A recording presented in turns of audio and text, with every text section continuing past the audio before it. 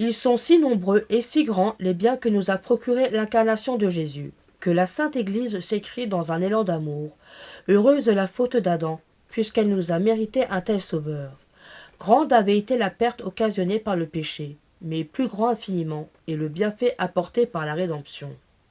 Si nous connaissions, s'écrie le père Rodriguez, ce don de la rédemption, si nous comprenions les biens que nous avons en Jésus-Christ, si le Seigneur ouvrait devant nous cette veine féconde et nous montrait cette mine et ce trésor infini, que nous serions riches et que nous serions heureux.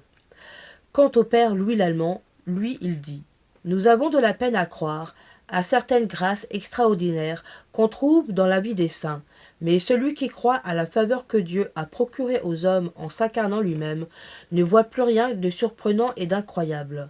Toutes les communications que Dieu peut faire ne sont rien au prix de celle-là. Car du moment que Dieu est ainsi donné aux hommes, il ne peut rien leur refuser.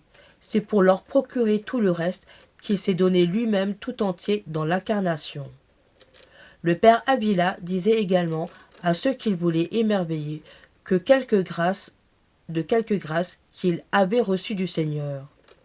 Ne soyez pas étonnés de cela, mais étonnez-vous que Dieu vous ait aimé au point de se faire homme pour vous. Tous les biens que je possède, tous les dons que j'ai reçus, me sont venus par le moyen de Jésus et grâce à ses mérites infinis. Si Dieu me conserve, s'il me défend, s'il coopère avec moi, c'est par amour pour Jésus. C'est donc à lui que je suis redevable de la faveur et de l'amitié du Père éternel, de la qualité d'enfant de Dieu et d'héritier du ciel.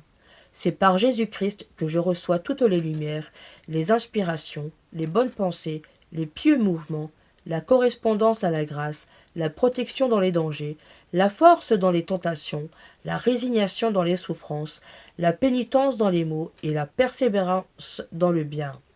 De telle sorte que les grâces et les faveurs, émanant de lui comme mon chef, retombent en abondance sur lui, et que je n'en ai pas une, si ce n'est de lui et par lui, afin que je trouve en Jésus-Christ tout ce que je puis désirer. Il est mon sauveur, puisqu'il m'a délivré du péché et de la mort éternelle.